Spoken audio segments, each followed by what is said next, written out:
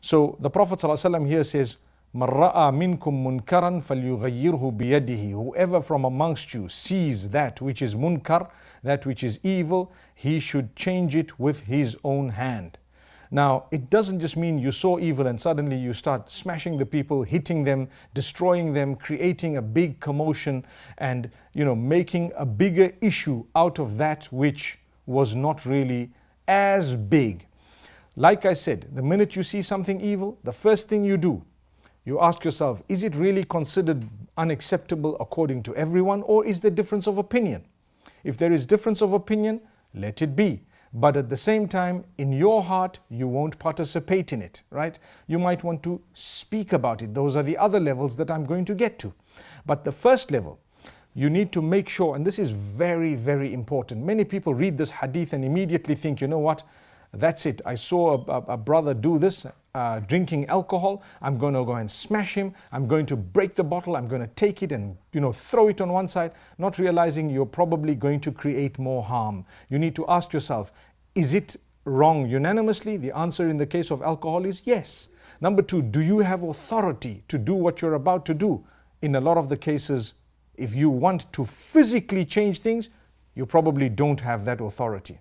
You don't have the sultan. Sultan meaning authorization, authority.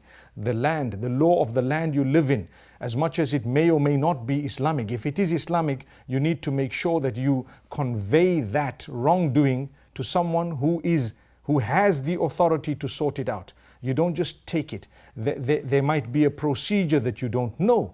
There may be someone drinking from a bottle that is outwardly alcohol and it's water inside. Who knows? I mean, it sounds far-fetched, but in the case of need, necessity, nobody knows the exact circumstance.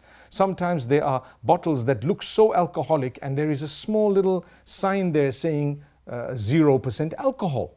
For example, these are just examples. So you need to have authority. Sometimes it's not a Muslim land and what they're doing is permissible according to the land you're living in, or the land you're visiting or residing in. So what would you do in that particular case? In that particular case, you go to the next level.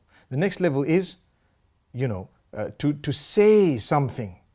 And if you're not permitted to say things, if you cannot say things because they will cause greater harm than the goodness you're trying to achieve, then at least feel in your heart that, you know what, that was wrong. I won't do it, and I pray that this person leaves as well for the sake of Allah subhanahu wa ta'ala. So here goes. Whoever sees from amongst you that which is bad or munkar, unacceptable, they should change it by their hands, which means you physically change it. Make sure that, like your child picks up a knife, what do? The first thing you do is you go to the child and you hold you take the knife away from the child. That's the first thing you should do. If, for example, there is a swimming pool and you see a person wanting to, falling into the pool, a child or a blind person, you need to make sure that you go and stop it by hand. You can't just say, oh, I felt in my heart that what they were doing was wrong, and let them drown and die. Subhanallah. The same rule applies. If two people are fighting, then normally, as much as you might not have supreme authority on land, but you have the right given by the law of the land to stop something that is about to degenerate into killing. If you're seeing a thief, you stop the thief, because that is part of the law of almost every land, Muslim or non-Muslim.